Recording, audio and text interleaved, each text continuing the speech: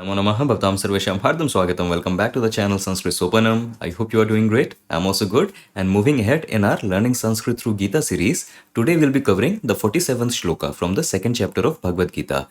This particular verse is probably one of the most often quoted words from Bhagavad Gita. And rightly so, because in this verse, Krishna has given us a practical technique which sounds very radical when you first encounter it. But the potential of it, the efficacy of this technique can only be known by those who have given an honest attempt in bringing using this technique in their day-to-day life. So again, a beautiful, beautiful verse. What can we learn from spiritual point of view and what can we learn from Sanskrit point of view? Because this particular verse is full of lot of sandhis and a lot of good vocabulary and good grammar also. So a lot to learn from this one single verse. Without wasting any more time, let's quickly dive in today's video. Okay, so this is the 47th shloka. Let me go through the shloka once. Karmanye vadhikaraste ma phaleshu kadachana ma karma phal hetur bhurma te sangostva karmani. Okay, so this is our original verse here and this is the Sandhi Vicheda of the same verse. As I said, lot of sandhis in the single verse. Let us start with this first pada here. Karmanye vadhikaraste. So in this Sanyukta Pada, you have these individual padas, Karmani, Eva, Adhikaraha and Te. And what all sandhis are happening? So let us see. Between this Karmani and Eva, this is the Yana Sandhi that is happening. Due to which Karmani and Eva, they are combining as Karmanyeva. Okay, Yana Sandhi. And then between this Eva and Adhikaraha, you have a simple Dirgha Sandhi. Eva Adhikaraha, Eva Adhikaraha. Okay. So up till this point, what we get is Karmanyevadhikaraha. And then lastly, between this Adhikaraha and Te, we have the Sattva Sandhi, due to which this Visarga is getting replaced with a Sakara. So Adhikaraha Te, this becomes Adhikaraste. So in all, this becomes Karmanyevadhikaraste. That is what you see in the Mula Shloka. Okay, so a combination of Yana Sandhi happening here, Dirgha Sandhi happening here, and Sattva Sandhi happening here. Okay, and now let us see the second line. So we have this pada, karma phal hetur bhurma. So this pada also is made of three individual padas, karma phal hetuhu, bhuhu and ma. So first of all, a sandhi is happening between karma phal hetuhu and bhuhu. What sandhi is this? So this is the rutva sandhi, due to which this visarga is getting replaced, getting substituted with this rakara. And then this same rutva sandhi is happening here also between bhuhu and ma. Here also the visarga is getting substituted with this rakara. Okay, and in all these three padas, they join together as karma phal hetur bhurma. Okay, two instances of rakara due to two instances of rutva sandhi that are happening between these padas. Karma phal hetur bhurma. That is what you get. Okay, so far so good. And then lastly, we have this sanyukta pada, sangostva karmani. And here again, we have three individual padas, sangaha, astu, akarmani. Okay, so firstly, the sandhi is happening between sangaha and astu. Here, what sandhi is this? So this is the Utva Sandhi, due to which this Sangaha and Astu, they join together as Sangostu. Okay, you get a Avagraha Chinha, Sangostu. So this is the Ukara Utva Sandhi, and then between this Tu and Akarmani, you have another Sandhi. Which Sandhi is this? So this is again the Yana Sandhi, due to which this Astu Akarmani or this Sangostu Akarmani, this is joining as Sangostwa Karmani. Okay, this U getting replaced with a Vakara. Yana Sandhi. Just as we saw the Yana Sandhi happening here, where the Ikara was getting replaced with a Ya. Okay, so Karmani Eva became Karmanyeva. Similarly, Astu and Akarmani became Astva Karmani. Okay, and so with this Utva Sandhi happening here and Yana Sandhi happening here, these three padas join together as Sangostva Karmani. That is what you see in the Mula Shloka. Okay, so again a good verse to practice the Sandhi Niyama, all the Sandhi rules. All the basic Sandhi rules we have covered so many times before also, but just a good verse so that we can practice and spot these Sandhis ourselves. Again, all the Sandhi detail and the entire word by word breakdown of this entire shloka is given in the PDF sheet that you can download from the link in the description box. That will be for your own practice. Okay, now let us move on and start the decoding of the shloka. Okay, so we are starting the decoding with this implicit Kriya Pada Asti. Okay, this is to decode the first line. In the first line, we don't find any Kriya Pada, but then again, we can consider this Asti to be the implicit Kriya Pada. Okay, so we are starting with this Asti. That means something is, a statement has been made. What it is? So now I'm asking Kaha Asti. So we get this pada Adhikaraha Asti. Adhikaraha. This comes from the Pratipadika Adhikara It is a simple akarant pullinga pratipadika adhikara, and the meaning is right or claim. No, we say no, that this is my right or this is my claim. So that right or claim, that is this adhikara. And this form here, adhikaraha, so this is the prathama vibhakti ekvachanam form. Okay, so adhikaraha asti, right is, claim is. Okay, so this is what we are starting with. Now if I move on, now I'm asking a question, kasya adhikaraha, who's right? And we get this pada, te adhikaraha. This te, this is coming from the pratipadika yushmat. And this yushmat, as we all know, is a second person pronoun, a sarvanama used for the listener, the second person, madhyama purush. And this te, this is the shashti vibhakti ekvachanam form, the sixth case singular form of this yushmat. The more common form of this shashti vibhakti ekvachanam is this tava. So this te is representing this tava only. That means your. Okay, shashti vibhakti, so your, that sambandha, that relation has to be shown. Since in this setting of Bhagavad Gita, Krishna is directly addressing Arjuna, so he is saying te adhikaraha, your right. But with this your right, we have to understand he is talking about an individual's right in general sense. Okay, that through Arjuna, Krishna is speaking to all of us. Okay, that is why I have given here that your, that is an individual's right or an individual's claim. We need to understand it like that. That this statement is not just limited to Arjuna, it applies to all of us. Okay, so Krishna talking about an individual's right in general. Okay, and now if I move on, so the question is kasmin, that this right or this claim in where, in what vishaya, in what object. And Krishna tells karmani eva te adhikaraha asti. Karmani. So this karmani is coming from the pratipadika karman. And this karman, this is a nakaranta napumsaklinga pratipadika. Okay, and what is the meaning of karman? So karman means work or it means action. Okay, work or action. It can be, the meaning can be taken in either way. And this karamani, so this is the saptami vibhakti ekvachanam form, the seventh case singular form of this pratipadika karman. And this seventh case, we know this implies in, on, at, in that sense. So karmani, this means in the action. Okay, in the action or in the work. And eva, so this is an avyaya. Eva basically means alone or indeed in that sense. Okay, so together karmani eva, this means in the action alone or in the work alone. And this entire sentence, karmani eva te adhikaraha asti. With this, Krishna is saying that your right or your claim is in the action alone. Your right is in the work alone. That he's telling Arjuna, and through Arjuna he's telling all of us that an individual's right is only in the work. Okay, that is what we understand with this sentence so far. And now if I move on, so there is one more detail that with this sentence, Krishna has told us that an individual's right lies where. But now he's going to tell the opposite also, that kasmin ma, that basically where does the individual's right does not lie. So that is what he's going to tell, the opposite of it. And so he says, phaleshu ma kadachana. So phaleshu, this of course a lot of you will identify comes from the pratipadika phala. And this we know is a neuter gender pratipadika, napumsaklinga pratipadika. And phala, as we know, means fruit. But this fruit is not the literal fruit. This fruit here represents the result. Okay, this represents the result, the outcome of any work, of any action. Okay, and this form phaleshu, so this of course is the saptami vibhakti bahuvachanam form. Okay, seventh case plural form. So just like karmani in the action, phaleshu means in the fruits or basically in the results. But here before this phaleshu, Krishna has used ma kadachana. See, kadachana, this is an avyaya. Kadachana basically means ever. Okay, so kadachana means sometimes or ever. And this ma is to negate. Okay, na kadachana, ma kadachana. This ma and na, they are to negate the meaning. So with ma kadachana, the meaning becomes never.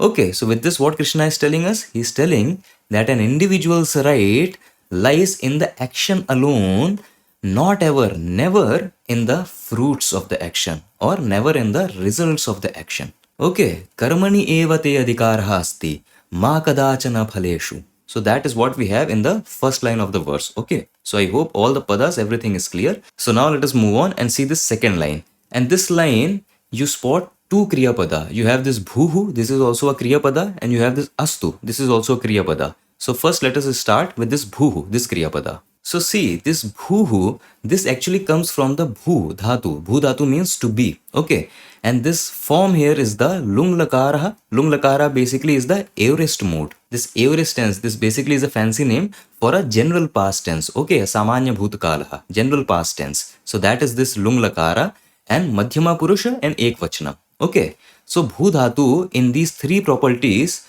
the form actually becomes abhuhu. Okay, so this is the form that you actually get under these conditions. If you check the Ashtadhyayi dhatu koshaha, abhuhu. But then along with this ma, along with this avyaya ma, two changes happen. The first change is this this gets dropped. So the dhatu rupa that remains is this bhuhu.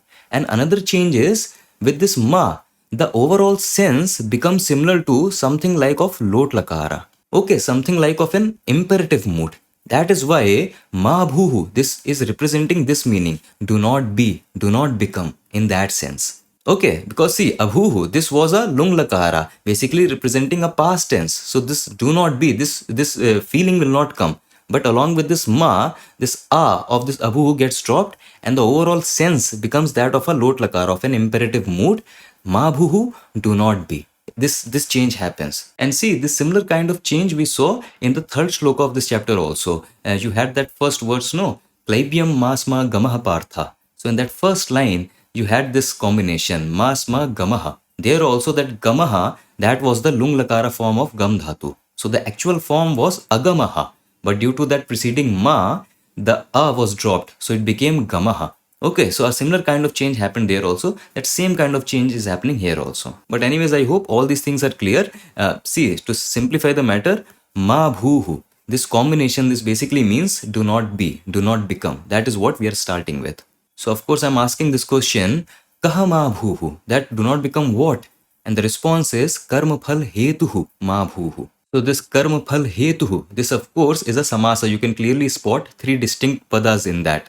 Karma, phala and hetu. Where karma, this means action. Phala, this means fruit. Again, the fruit symbolic of the result of that action, the outcome of that action. So karma is action, phala is fruit, and hetu, this is motive. Okay, so hetu is the motive, the objective with which some action is performed. Okay, and the way we can understand this samasa is this. Karma phalam hetuhu yasya saha karma phal hetuhu. Basically, one whose motive is the result of action. One whose motive to perform any work is the fruit of that action, is the fruit of that work. Karma phalam hetuhu yasya saha karma phala hetuhu. Okay, the pratipadika is again being used in the simple prathama vibhakti ekvachanam form. And Krishna is saying karma phal hetuhu ma bhuhu. Do not become someone whose motive is the fruit of action. That do not become someone who performs any work solely for the fruit of action. Okay, so I hope this samasa, this pada, this is also clear. And now if we'll move on, so again we have this combination of kriya pada, ma astu. And this astu, this is easy to identify, right? Coming from asdhatu means to be, and the form is this lot lakara, prathama purusha ekvachanam. That with this astu, we are basically saying that something should be. Okay, astu, something should be. But with this preceding ma astu, something should not be. Okay, and if we move on, so I'm again asking this question, kaha ma astu, what should not be? And the response is, te sangaha ma astu. Sangaha, this comes from the pratipadika sanga, that means attachment. So another word to understand this attachment is asakti. Okay, so that asakti, that attachment, that is this sanga. Okay, so sangaha, prathama vibhakti ekvachanam form, sangaha ma astu, that attachment should not be. And whose attachment? So, te sangaha mastu. Again, the te is similar to the te we have seen before. That this represents tava, coming from yushmat pratipadika. That your attachment. So Krishna is saying, te sangaha mastu. Your attachment shouldn't be. Okay, and again, even though he is directly addressing Arjuna, so he is saying your attachment. But we have to understand he is talking about everyone in general. That an individual's attachment. Okay, so te sangamastu, your attachment should not be, an individual's attachment should not be. Okay, that is a meaning we can take from this pada. And again, if I move on, so similar kind of question, kasmin, that attachment in what? And Krishna is saying, akarmani te sangamastu, akarmani. So see, we have already seen this pratipadika karman. Karman means action, karman means work. And if I negate this pratipadika, so I get this new pratipadika akarman. And akarman, this will mean inaction. Okay, non-performance of work, inaction. And again, just like karmani, a similar kind of form, akarmani. The seventh case, saptami vibhakti, ekvachanam, singular form. And with this, Krishna is saying, akarmani te sangahamastu, that your attachment should not be in inaction, that your attachment should not be in not performing a work. Okay, that is what Krishna is saying. So I hope up till this point, all these padas, they are clear. Now let us quickly see the Anvaya along with the Anuvada. So Krishna first tells us that karmani eva te adhikaraha. So te adhikaraha, your right, karmani eva is in the action alone. Your right is in the work alone. Ma kadachana, and never phaleshu, never in the fruits of that action. So your right is in the action alone, never in the fruits of that action. And so he tells us that karma phal hetuhu ma bhuhu, that do not become karma phal hetuhu. Do not become someone whose motive is the result of his work. Do not become someone who is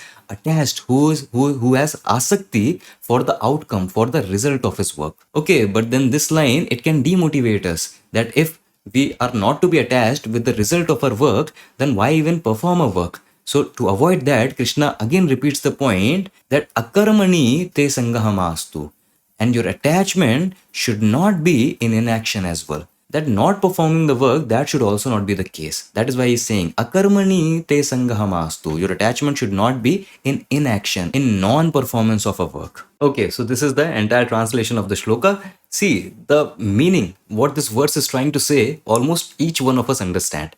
Whenever in our day-to-day conversation, we say this statement that karma karo, phal ki chinta mat karo. Okay, so this statement that we so casually blurt out, that is a different matter, that we have not done proper manana, contemplation on this thing that we say. But this goes to say that almost everyone understands at least the literal meaning that this verse is trying to give us, that we have to perform the work without attachment to the outcome of that work. Okay, so that meaning is there. Now the thing is, when you see the lives of great people, say you see the life of someone like Ved Vyasa, then you see the amount of work that Ved Vyasa has created. Okay, that amount of work seems almost superhuman. It does not seem difficult. It seems impossible that this amount of work cannot be done by a single person. Okay, but then we can leave the example of Ved Vyasa, because Ved Vyasa was an ancient figure, that yuga was different. So we can take another example, something in our yuga. So say someone like Adi Shankaracharya. But again, same thing, that when you see the life of Adi Shankaracharya traveled not once, not twice, multiple times on foot all across the India. And at that time, even the political boundaries of India were different. Okay, it was not the same boundaries as we have now. So even the boundaries were different. And he went on foot so many multiple times. And it was not just a leisure journey. It was a journey along which he was constantly doing these debates. He was having these shastrarth with so many different people from different schools, different thoughts, different schools of philosophy. Then he was also establishing mathas. Then he was also writing books. He was writing commentaries on such subtle matters. Then he was also writing stotram. So much work he has done. And that too in a lifespan of 32 years. Again, the same thing, that this seems almost superhuman. This seems impossible, that how can a single person perform so much work? Then again, we can take even other examples. Say someone like Vivekananda. Same thing, that amount of work he has done, tremendous. Say someone like Swami Vidyaranya, one who was a key figure in the establishment of Vijayanagar Empire. Again, you see his life, the amount of work he has done. Commentaries on all the Vedas, so many different texts, so many Prakarana Granthas, so many things, along with the establishment of an empire from scratch. Okay, that too in the scenario where there was so much turbulence from all the Islamic invasions coming. So in that time, he's performing so much work. Almost impossible, seems impossible. Then you can also take an example of someone like Sri Aurobindo. Again, the amount of work, commentaries on Upanishad, commentaries on Vedas, his own entire work, original composition, impossible. So same thing goes for all the great personalities all across the world, that the amount of work they generate, the amount of work they create in their single lifetime, it seems impossible. And then again, the question rises that, okay, they may have divine grace and everything, but at the end of the day, they were human like us. So they also need to spare some time to sleep. They also need to spare some time to eat. They also need to spare some time for our daily activities, bathing and dressing up, all that. So given the same amount of time that we have, how can they perform so much work? And the difference lies in this, what Krishna is telling us in this verse, that they perform the work where their entire mental energy was focused on that work alone. But it is not the same with us. You give 1 hour to me and you give 1 hour to any of these great personalities, the kind of work they are going to generate will be thousand or infinite times more than what I can generate. The reason is simple, that when I'm making this video, when I'm reading something, when I'm watching a video, whatever I am doing, my mind is also in 5 or 10 different places. Okay, same goes probably for all of you. That while you are studying Sanskrit, when you are watching this particular video also, your mind is all over the place. Your mind is in 5, 10, 20 different places. So already the mental energy is dissipated. And then you are undertaking a new work. You have just undertaken a new work. And that anxieties, that fear of a possible failure in the distant future, that takes so much mental energy. And with that dissipated mental condition, what kind of work we can perform? What kind of work we can perform? See, Swami Chinmayananda has beautifully said in the commentary of the shloka that if it is success that you seek, then never strive with a mind riddled with anxieties and fears of the failure, of the fruits of the work. So that is the flaw that we all face. That is the thing that haunts all of us. And again, there is a very absurd logic that we give when we undertake any work, and those fears of the outcome of the result comes. That absurd outcome is, okay, I'm doing this work, but in the future maybe this will fail. And when we say this statement, we almost think that the action and the result, these are two different things. We think like that the action is going here, there is a result in the future, and at some point those two things are going to meet. We think of these two, action and result, as two distinct entities, but they are not so. The action that you are performing in the present, the same action in the future is going to be called as the outcome, is going to be called as the result.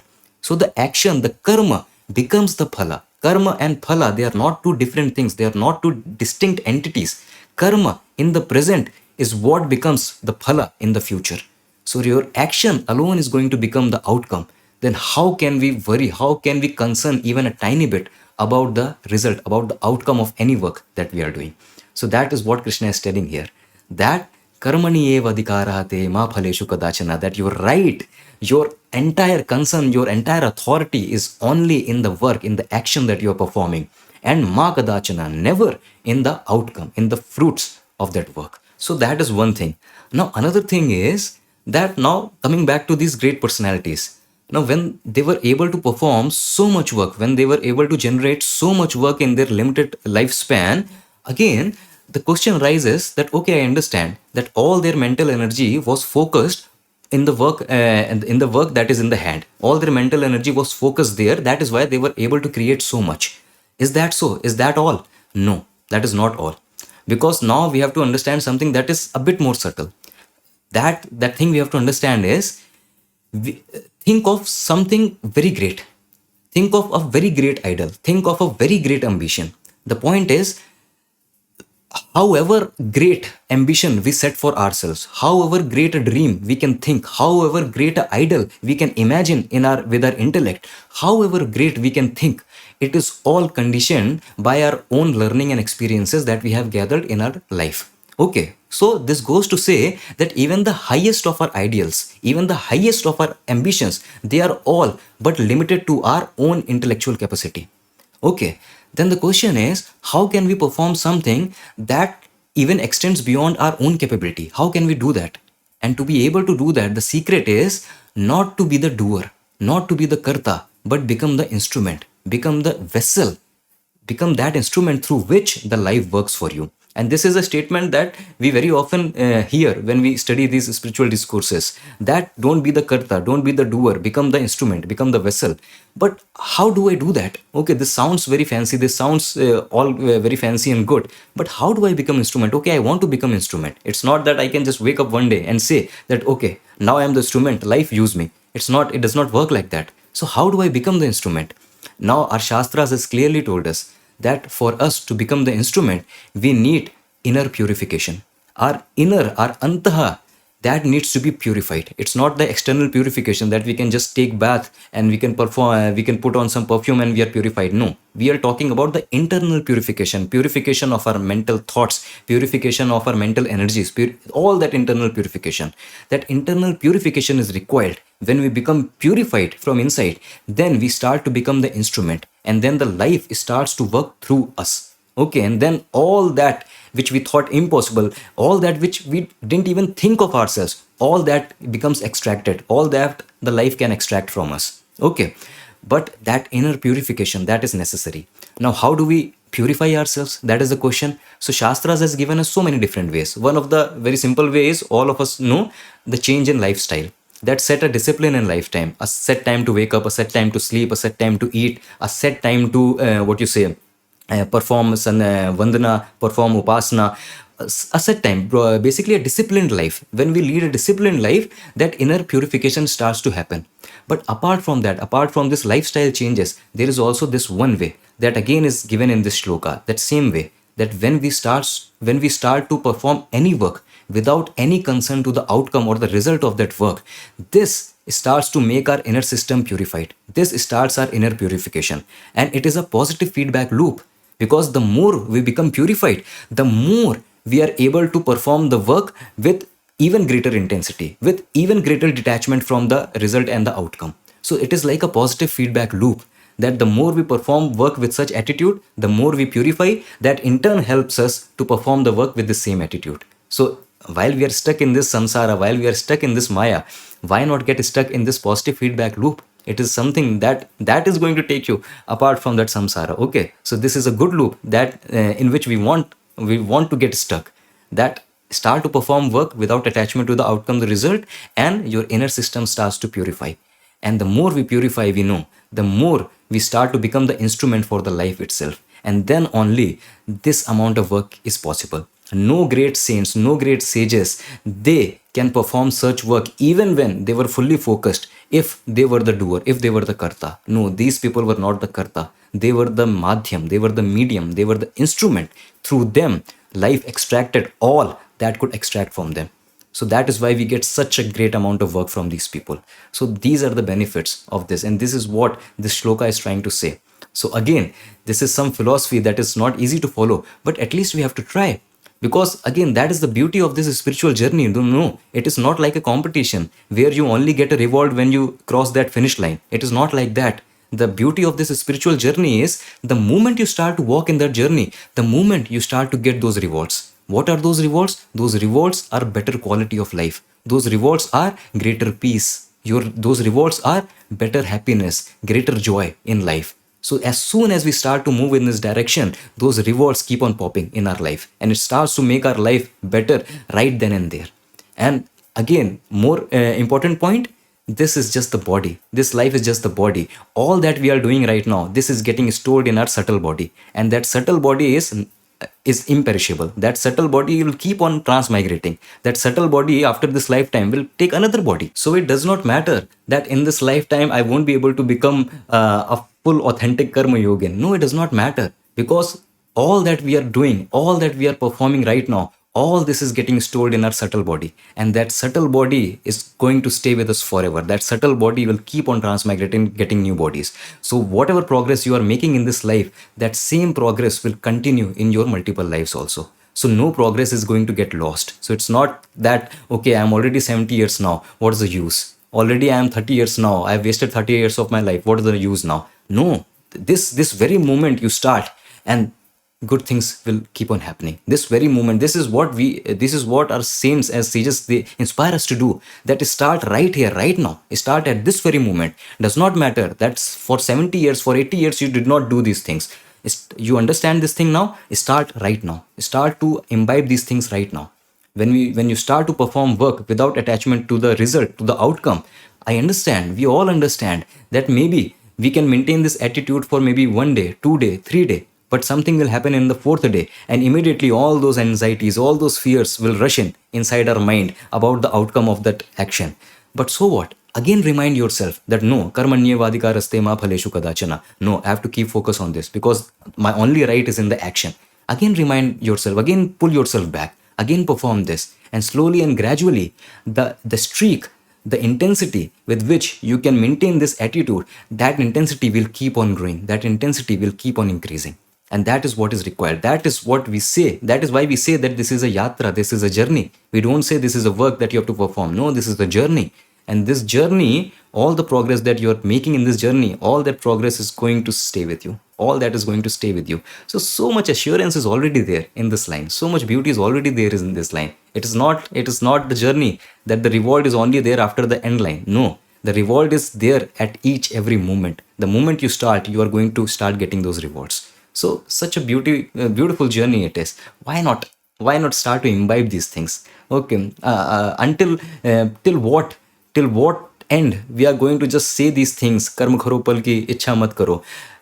When will we start to live these things? We need to start to live these things, and we don't need to see anywhere else. All these examples we have, all these great personalities we have in our past, their life tells us the same things. Those people themselves tell us the same things. Everyone keeps on telling us the same things. It's just the matter that we have to actually try to live it. Okay, and then we have to inspire each other also. We need to inspire each other also, not just ourselves, because when we inspire other, it is like a feedback, it is like assurance for us also, because we also needs to remain inspired in this line.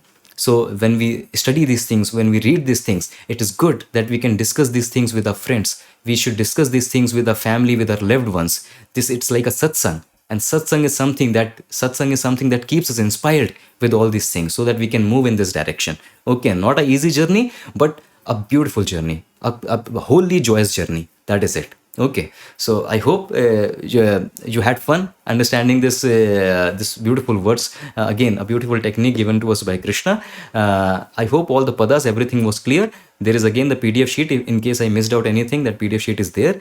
I'll now take leave. I'll meet you with another video, another shloka. Until then, stay awesome, stay happy, keep learning Sanskrit. Vayam punah milamaha. Dhanyavad.